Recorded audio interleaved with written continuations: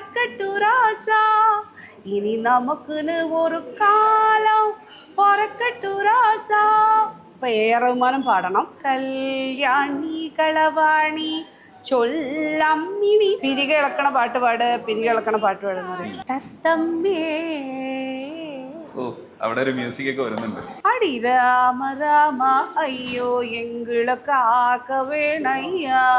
ഇവിടെയുള്ള ചില നായർ വീടുകളിലൊക്കെ വള്ളുവനാടൻ ഭാഷ പറഞ്ഞേക്കുമ്പോൾ ഞാൻ ചോദിക്കാം, നിങ്ങൾക്ക് വള്ളുവനാടൻ ഭാഷ വന്ന് അത് ഇവിടുന്ന് വന്ന് ഓന് ഓള് ഒരു ചമ്മന്തി എന്നൊക്കെയല്ലേ നമ്മളെ ഭാഷ.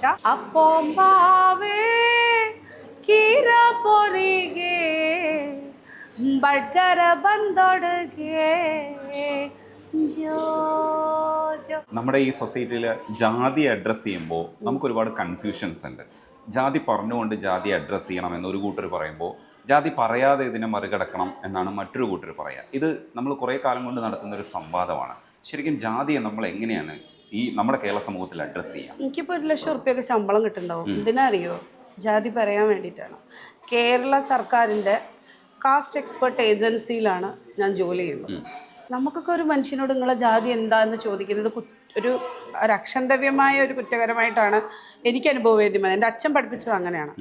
പക്ഷേ ഒരു ഓഫീസിൽ ജോലി ഇപ്പോൾ ഞങ്ങളുടെ വിജിലൻസ് കേസുകളാണ് നമ്മൾ ചെയ്യുന്നതെങ്കിൽ എല്ലാ മനുഷ്യൻ്റെയും ജാതി എന്താ, നിൻ്റെ അച്ഛൻ്റെ ജാതി എന്താ, അമ്മയുടെ ജാതി എന്താ, ഇങ്ങനെ ജാതി കണ്ടുപിടിക്കലാണ് അവിടുത്തെ ജോലി.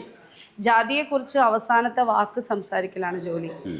ഞാൻ പറയുന്നത് ഇന്ത്യയിൽ ജാതിയുണ്ട്, ജാതീയതയുണ്ട്. നമ്മൾ മനുഷ്യർ ജാതീയതയെ ഇല്ലാതാക്കാനാണ് ആദ്യം ശ്രമിക്കേണ്ടത്. ജാതീയത ഇല്ലാതാക്കാൻ നന്നായിട്ടുണ്ട്, ഇവളെ പേര് ഇന്ദു മേനോൻ, എന്നിട്ട് ഇവൾ ജാതീയതനെ ഉണ്ടാക്കാൻ ശ്രമിക്കുന്നത്. അല്ല, ഞാൻ ഇത്രേ പറയാറുള്ളൂ.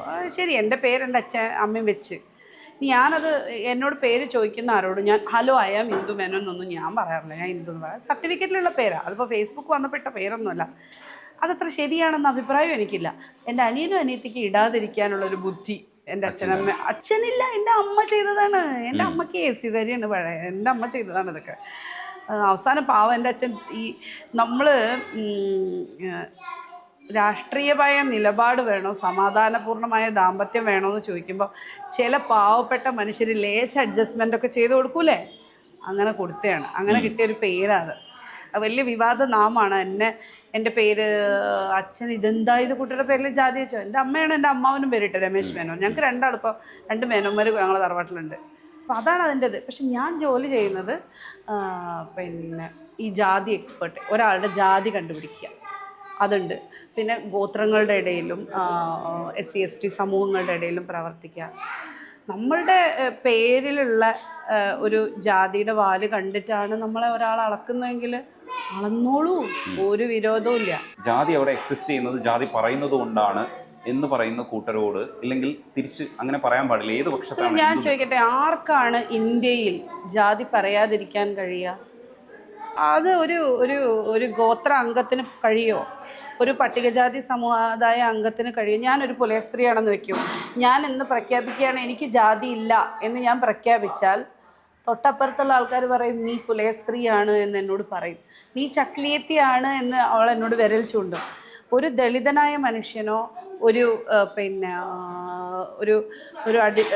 ശ്രേണിയിൽ താഴെ ഇരിക്കുന്ന സമുദായത്തിലുള്ളൊരു മനുഷ്യനോ അവൻ്റെ ജാതി ഇല്ല എന്ന് അത് അവൻ തീരുമാനിക്കുന്നതല്ല, സമൂഹം കൊണ്ടുവന്ന് അവൻ്റെ തലയിൽ വെക്കുന്ന.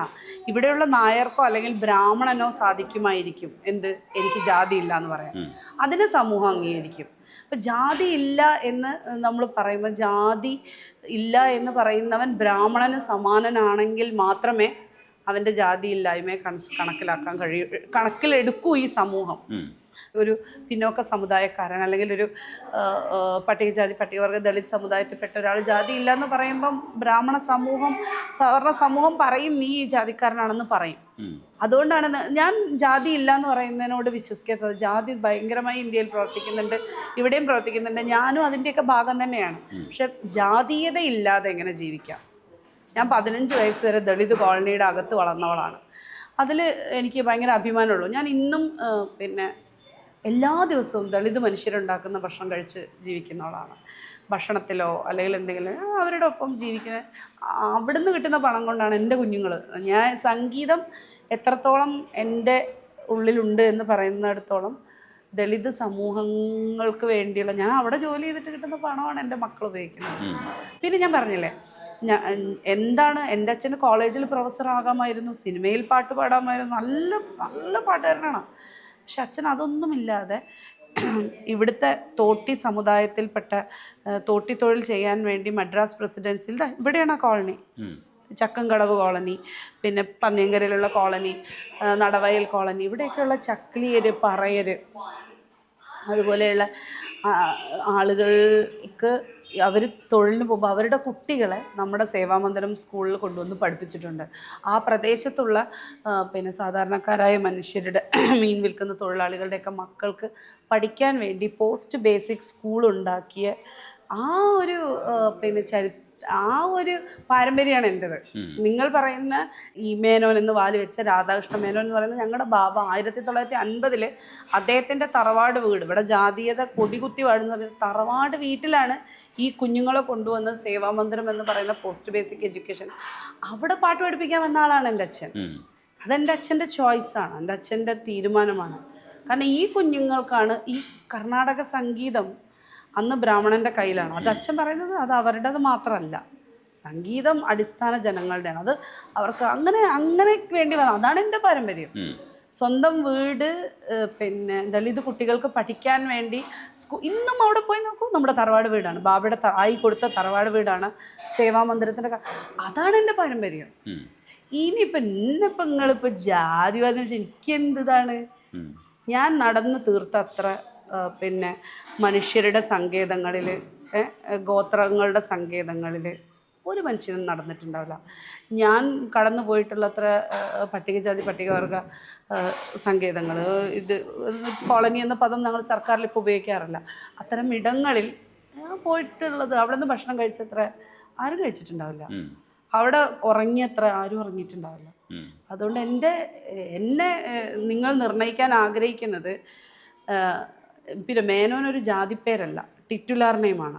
അപ്പം ഞാൻ പണിക്കർ എന്നായിരുന്നു എൻ്റെ ടിറ്റുലാർ നെയിം എന്ന് വെക്കൂ.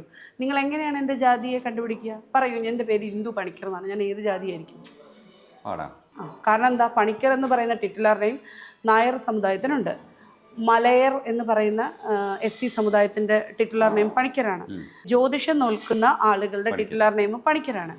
കളരി വെച്ചിട്ടുള്ള ക്രിസ്ത്യൻസായ മനുഷ്യർക്ക് മറ്റേ തച്ചോളി വർഗീസ് ചേകവരിലൊക്കെ കണ്ടില്ലേ, പണിക്കർ എന്നുള്ള സ്ഥാനപ്പേരുണ്ട്, അവർക്ക് പണിക്കരുണ്ട്. സെക്രട്ടേറിയറ്റിലൊരു സാറുണ്ടായിരുന്നു, ആ സാറിൻ്റെ പേര് എന്തോ പണിക്കരോ, ജോസഫ് പണിക്കരോ, അങ്ങനെ എന്തോ പണിക്കർ. ഈഴവ സമുദായ അംഗങ്ങൾക്ക് പണിക്കർ സ്ഥാനമുണ്ട്. അപ്പോൾ 5-6 സമുദായങ്ങൾക്ക് പണിക്കർ എന്ന ടിറ്റുലാർ നെയിം ഉണ്ട്. അതുപോലെ കണക്ക് നോക്കുന്ന ആളുകൾക്ക് പണ്ട് ഇവിടുത്തെ സാമൂരി കൊടുത്ത ടിറ്റുലാർ നെയിമാണ് മേനോൻ. അതിൻ്റെ നായന്മാർക്ക് മാത്രമേ ഉള്ളെന്ന് തോന്നുന്നു, എനിക്കറിയില്ല. അല്ല, ഞാൻ അതിനെ ന്യായീകരിക്കുന്നില്ല, ഒട്ടും ന്യായീകരിക്കത്തക്ക സംഗതിയുമല്ല.